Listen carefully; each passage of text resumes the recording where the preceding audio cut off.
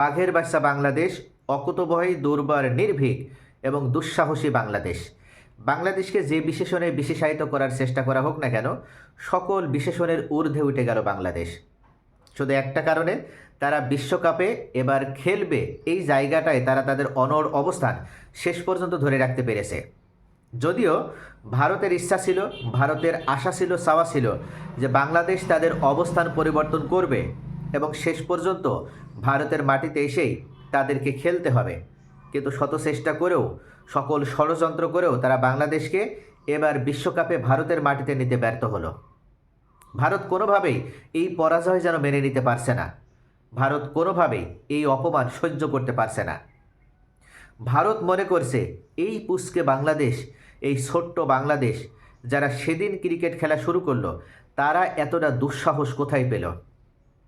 তারা ভেঙে গেল শেষ পর্যন্ত, কিন্তু তারা মস্কাবে না। অর্থাৎ তারা ভাঙতে রাজি আছে কিন্তু মস্কাবে না। এই যে নীতিতে, এটা কীভাবে তারা পেল? তাদের পেছনে কে শক্তি প্রদান করছে? মূলত বিসিসিআই কর্তৃপক্ষ হিসেবে জয় শাহ যতটা গুরুত্বপূর্ণ ব্যক্তিত্ব, আইসিসির প্রধান হিসেবে তিনি এই মুহূর্তে মনে করেছিল যে আমরা যে ডিসিশন দেব বাংলাদেশ সেটা মানতে বাধ্য। কিন্তু স্বাধীন ও নিরপেক্ষ সংস্থা হিসেবে আইসিসি মূলত তার নিরপেক্ষতা ধরে রাখতে ব্যর্থ হয়েছে। আইসিসি যেখানে বাংলাদেশের পক্ষে তারা নিরপেক্ষভাবে, অর্থাৎ সম্পূর্ণভাবে যেভাবে ভারতের ক্ষেত্রে তারা ডিসিশন দিয়েছিল, যেভাবে তারা পাকিস্তানের ক্ষেত্রে নিরপেক্ষ ভেন্যু আয়োজন করেছিল, বাংলাদেশের ক্ষেত্রেও সেটা তারা করতে পারত। কিন্তু সেই জায়গা থেকে তারা বের হয়ে আসলো, বরং তারা তাদের অবস্থান ধরে রাখতে পারেনি। কিন্তু বাংলাদেশ শেষ পর্যন্ত তারা বিশ্বকাপ বয়কট হয়েছে বা বিশ্বকাপে তাদের খেলার সুযোগ দেওয়া হচ্ছে না, বাংলাদেশের পরিবর্তে স্কটল্যান্ডকে নেওয়া হচ্ছে, এই ইঙ্গিতগুলো পাওয়ার পরও বাংলাদেশ কিন্তু ভারতের মাটিতে খেলবে না। এই অনড় অবস্থানে তারা 1 ইঞ্চিও নড়েনি। তারা জানিয়ে দিয়েছে যে বাংলাদেশের ভারতের বাইরে যে কোনো জায়গায় খেলার ব্যবস্থা করা হোক, বাংলাদেশ খেলতে রাজি আছে, কিন্তু ভারতের মাটিতে না। শেষ পর্যন্ত বাংলাদেশে জয়লাভ করলো, ভারতের ইগো পরাজিত হলো, ভারতের অহংকার একেবারে ধূলিসাৎ হয়ে গেল, চূর্ণ বিচূর্ণ হয়ে গেল, ভারতের উগ্র হিন্দুত্ববাদীদের অহংকার একেবারে মাটির সাথে মিশে গেল। যারা মনে করেছিল যে বাংলাদেশকে শেষ পর্যন্ত তারা ভারতের মাটিতে এনে ছাড়বে, তারা পরাজিত হতে বাধ্য হলো। ভারত কল্পনাও করতে পারেনি যে এই বাংলাদেশ তারা এতটা সাহসী ভূমিকা পালন করতে পারবে। কিন্তু নতুন বাংলাদেশ, এই নতুন স্বাধীনতা পাওয়া বাংলাদেশ, তারা খুব ভালোভাবে জানে যে তাদের সামনে সেটা ভারত হোক, পাকিস্তান হোক, চীন হোক বা অন্য যে কোনো রাষ্ট্র হোক, যদি ন্যায্যতার ভিত্তিতে কথা না বলে, তাহলে তাদের চোখে চোখ রেখে বাংলাদেশ কথা বলতে জানে। এবং বাংলাদেশ সেটা দেখিয়েও দিল। বাংলাদেশ যে সত্যি সত্যি রয়্যাল বেঙ্গল টাইগার, সেটা তারা আরও একবার প্রমাণ করলো। হয়তো বাংলাদেশের ভিতরে অনেক চাটুকার আছে, অনেক স্বার্থবাদী গোষ্ঠী আছে, তারা হয়তো এই বিষয়টিকে ভিন্ন খাতে প্রবাহিত করার চেষ্টা করতে পারে যে বাংলাদেশ ক্ষতিগ্রস্ত হলো, বাংলাদেশ ক্রিকেটে অবকাঠামো ক্ষতিগ্রস্ত হবে, বাংলাদেশের ভবিষ্যৎ নষ্ট হবে। এই বিষয়টা কিন্তু সম্পূর্ণভাবে মিথ্যা কথা।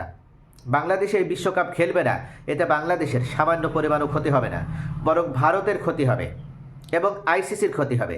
কেননা বাংলাদেশ ভারতের পরপরই সবথেকে বড় একটা ক্রিকেট বাজার।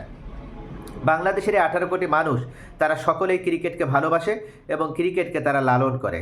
এখন বাংলাদেশে বিশ্বকাপে অংশ না নেওয়ার কারণে আইসিসি যে ব্রডকাস্টিং, সেটা কিন্তু বাংলাদেশ অবশ্যই পরিত্যাগ করবে এবং এটা করার কারণে বাংলাদেশ কিন্তু সম্পূর্ণভাবে এই বিশ্বকাপকে বয়কট করবে এবং দেখা যাবে যে বাংলাদেশের কোনো চ্যানেলে এই বিশ্বকাপের কোনো খেলা সম্প্রচার করা হবে না। আর এটা যদি হয়ে থাকে, তাহলে বাংলাদেশের ক্রিকেটে বাংলাদেশের জনসমর্থন পাওয়ার মাধ্যমে আইসিসি তাদের যে ব্রডকাস্টিং সত্ত্ব বিক্রি করার সুযোগটা ছিল, সেটা তারা হাতছাড়া করবে, চরমভাবে ক্ষতিগ্রস্ত হবে।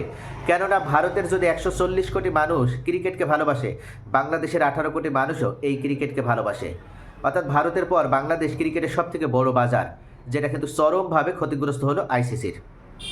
শুধু ব্রডকাস্টিং সত্ত্ব না, কোনো স্পন্সরশিপ পাবে না। বাংলাদেশের কোনো স্পন্সর আইসিসির সাথে আর যোগাযোগ করবে না, এই বিশ্বকাপে আর দেখা যাবে না। অর্থাৎ বাংলাদেশ এই বিশ্বকাপকে বয়কট করবে এবং সার্বিকভাবে বয়কট করবে। শুধু এতটুকু না, আইপিএল ইতিমধ্যে বয়কট হয়ে গেছে। ভারতের আইপিএলে শেষ পেরেকটা ঠুকে দিয়েছে বাংলাদেশ।